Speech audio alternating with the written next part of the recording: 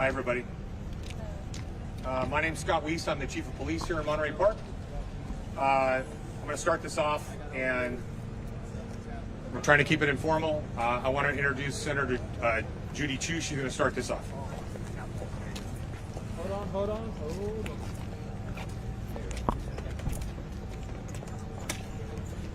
I'm Congressmember Judy Chu, and we just had a walkthrough in this Victim Resource Center, this crisis center.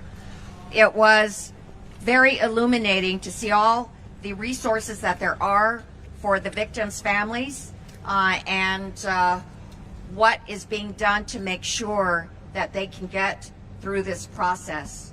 And we have been supported by so many people across the nation. In fact, I just had a phone call with President Biden and Vice President Kamala Harris, who expressed their condolences for what happened and will be expressing their condolences to the victims. But we also have the honor of having Senator Alex Padilla here, who delayed his trip to Washington, D.C. just so that he could be here with us. So, Senator, if you could please say a few words. Thank you, Congresswoman Chu. I want to thank Chief Weiss, the Congresswoman, Supervisor Solis, and frankly all the city, community, and regional leaders that responded so quickly after the tragedies of Saturday night.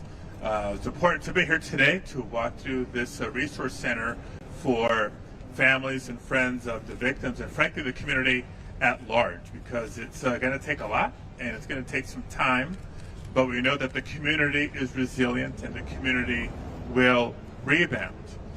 We are committed to working together not just to support the families, support the community, but to once again use this reminder of the epidemic of gun violence in America. While there's still a lot that we are learning about these particular cases, we won't jump to all the conclusions. We'll let the investigations and legal processes run their course.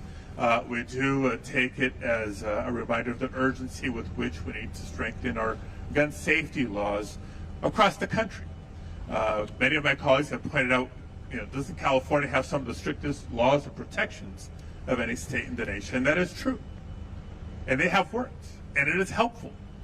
But when there's a patchwork of laws and protections to various degrees across states, then clearly there are vulnerabilities that can impact any community in the country. And so for the individuals in the community here in Monterey Park, throughout the region and throughout the country that are living in slightly more fear today because of what's been witnessed, this is a reminder that more needs to be done. Two final things. One, not another minute should go by without once again expressing our condolences and our prayers to the families of the victims and of the survivors and the community at large.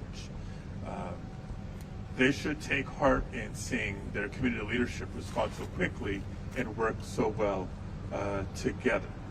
And last but not least, to call attention to some good news. Earlier this year, last year, Congress actually came together on a bipartisan basis. Representative Chu on the House side, myself on the Senate side, when we passed the Safer Communities Act, which does bring additional resources for mental health, does bring additional resources for crisis response for incidents like this. So it's part of our recognition that communities will need that support, not just in the immediate aftermath of a tragedy, but for the long term. But more needs to be done, whether it's on reducing the types of weapons that are found in communities across the country, access to those weapons, even when it's lawful. We cannot let mass shootings be the norm, not here in Monterey Park, not in California, not anywhere in the United States of America. And with that, let me introduce my friend and colleague, Los Angeles County Supervisor, Hilda Solis. Senador, can you say something in Spanish? Algo en español para los Thank you for coming here this afternoon. I want to thank the City of Monterey Park and expressly give my thanks to all the public safety personnel, all our LA County Mental Health, OEM, Office of Emergency Management, including the Governor's Office, as well as our friends in the federal government, FBI, and everyone that's been helping us go through this in the last couple of days. But I also want to be reminded that there are some special things to be thankful for. The community has come together. Many people are coming forward to provide initial support to many of our AAPI residents, many who are right now in solace and witnessing things that are unheard of. We know we have a lot of healing to do. The LA County will be here. Our mental health services are here on the ground, Office of Emergency Management, as well as our Red Cross, as well as our other secondary agencies. And again, I want to thank the City of Monterey Park. This senior center here stands as a symbol of welcoming for all immigrants. That's how I came to learn this community, welcoming everyone. And it continues to be resilient. It continually will be doing that as we begin to heal. And we have much more to do. We also have some heroes. The young man that now many of us know helped to stop further shootings from occurring in Alhambra. That young man is a hero in the San Gabriel Valley, representing Alhambra. Those are things that we should also reflect on. In spite of someone's senseless motivations to try to kill people or shoot people, this individual did what many would probably never be able to do or imagine.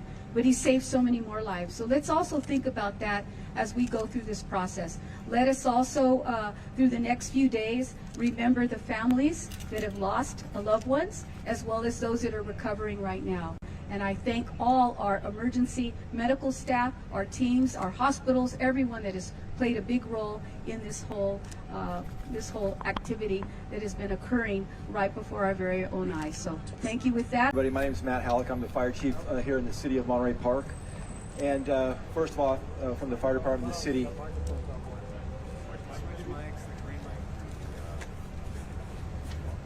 can you hear me now? Okay, my name is Matt Halleck. I'm the fire chief here in the city of Monterey Park. First and foremost, I just want to express my sincere condolences and prayers to the families of those affected, those impacted. This will be a lasting recovery, but as indicated by Supervisor Solis, the center behind me is a senior center here in the city of Monterey Park. But immediately following the aftermath of the incident, it was quickly realized that we needed to set up a resource center for those that were impacted by this tragic event. And so we started the ball rolling on how are we going to set this up, how are we going to stand this up, and get those resources available immediately following this incident. So we partnered with several different agencies to make that happen here in the city of Monterey Park. And I just want to identify those partners, because without those partners, this resource center would not be as functioning as it is right now, and providing those critical resources, whether it be physical help, mental help, consolation, any type of resources that are needed to deal with the aftermath of such a tragic event.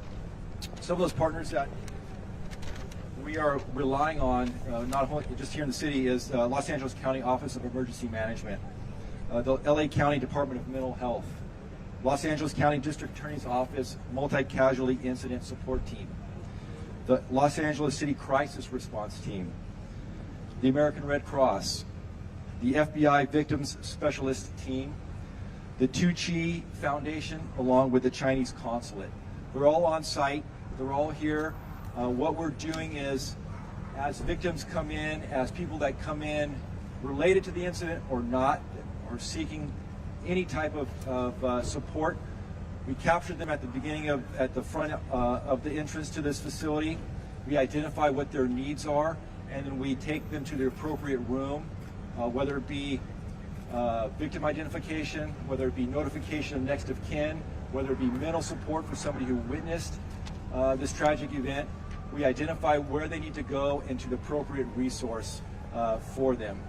To this point, we've had a total of 6 families have come through the facility to seek that support, and we'll continue to maintain this facility for as long as needed to provide the community the much needed support they're going to need to get through this difficult time. Some logistics on this center. We're going to have it open from 8 a.m. to 7 p.m. Every day of the week until we feel that the community no longer needs that support. For those that are watching at home and don't know the location, the address for this facility is 400 West Emerson. The phone numbers you can contact for additional information are 211 from your cell phone or landline, as well as area code 626-307-1388. I'm going to stay here along with Chief Weiss. I'd be happy to answer any questions regarding our response, both from police and fire, for this incident. We're not going to talk about the investigation as it's ongoing, but we're certainly happy to discuss our response during the incident, after the incident, and what we anticipate in the days moving forward. Do you guys have any update on the condition of the other victims, how everybody's doing?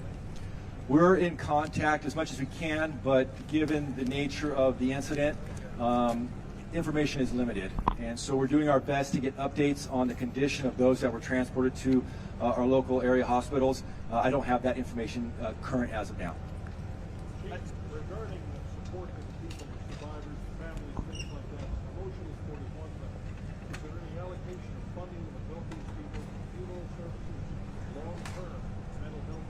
Is that being provided? Is it coming in any way? Yeah, absolutely. The LA County District Attorney's Office support team is the resource to provide the community with any type of financial assistance for those that were impacted, indicating things you indicated, such as costs associated with recovery. Those will all come from the LA County District Attorney's Office. Burial expenses, other things? Correct.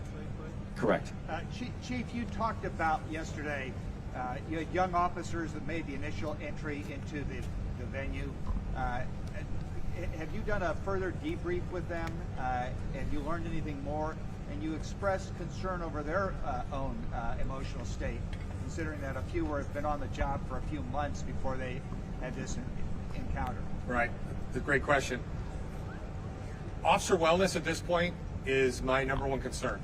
So I had 6 to 8 officers on duty last night, and when they returned to duty, we kind of wrapped our arms around them in briefing. We brought in professionals from the counseling team and ultimately sent them home. They weren't emotionally ready to come back to what they left, and we will continue to provide them with support. I want them to have long careers. I want them to be whole, and the only way to do that is to talk about what they saw, the trauma they saw, and let them know that there are other people that are in their shoes and that they can recover from this. And that's what I'm doing. That's one of my biggest concerns right now, and I'm doing it with every single person that was on duty, whether they're in dispatch, whether they were out in the field. That's who I'm concentrating on right now. Chief, right, but have you learned anything more about the timeline? No, the timeline is still, I haven't reviewed any body-worn camera or anything like that. That's all part of the evidentiary process. I'm not at that point. At some point, I will conduct a debriefing with everybody present, because we learn from those things. And I haven't gotten there yet. I've talked to them individually about what they saw and how they handled it, but that's about it. Has your department ever had an interaction with this individual who was responsible? Not that I'm aware of. Chief, No. I know the purpose of this is to talk more about the support to the victims, but in case we don't get an opportunity to talk to them later, I mean, the question of motive is what everybody is asking. What more can you tell us about what? That's part of the criminal investigation, and quite honestly, I believe they're still looking into that, and I would refer that to the 2:30 conference today with the sheriff. I'll be there, but Sheriff Luna is going to talk about what they may have discovered within the last 12 or 14 hours. What do you want to know? I don't know. Honestly, I do not know. I mean, Chief, what is it that you want to find out? You're the chief. Well, I think we all want to find out why. We all want answers to questions that we may never have answers to. That's kind of the enigma of this. I know that my individual officers would like to know why. I know the families want to know why. The why is a big part of this. The problem is we may never know the why, and we have to work past that. A lot of times people leave behind. Yeah, they leave behind a note. Messages, and you share with them any. I don't know if he did that or not. And quite honestly, I haven't been briefed yet about what they found when they executed search warrants. At some point, we'll probably have a fragmented why, but I don't know if we'll ever have the full story. Do you know if are you going to continue to work with all these different agencies, Los Angeles, Monterey Police Department, FBI? Is that going to continue Yes. throughout the investigation? The investigation, I mean, everybody's learned over the years that just because the suspect dies doesn't mean the investigation stops. We will conduct it as if it's a regular criminal investigation. That's the way these things work. We're all about transparency. The public wants answers. You want answers. I want answers. And that will only come from an investigation. With everyone working Everybody involved. One more question, please. Yes, sir. At the Hall of Justice, Sheriff Luna's going to do a 2:30 press conference. You mean downtown? Downtown. Yeah, not here. I'm going to go over there. I know. I wish. Who is he going to be joined by? Most of the people you saw yesterday, so I believe federal partners, it's focused on the investigation and what they've determined, what they've learned from the search warrants and the other stuff they're at now. But he wants to do it downtown, so it's easier to move me there than it is to move that here, I guess. So, last question, please. Any concerns about copycats? Have you received any reports? We know there was reports of someone wanting to go to one of the hospitals. There was. We investigated that, and we're looking into that. There hasn't been any. It's always a concern of ours. We're prepared if anything were to happen, and we take each of those threats on a local level very seriously. My investigators are professionals, and they take it very seriously. So we haven't had any, but it's always in the back of our mind. We're always prepared for that. All right. Chief, how many people have died? So each one more. 11. Can you say that? There are 11 people have died because of this incident so far. So, not counting the suspect. I'm not counting him. All right. Thank you very much, everybody. Have a great afternoon. Thank you.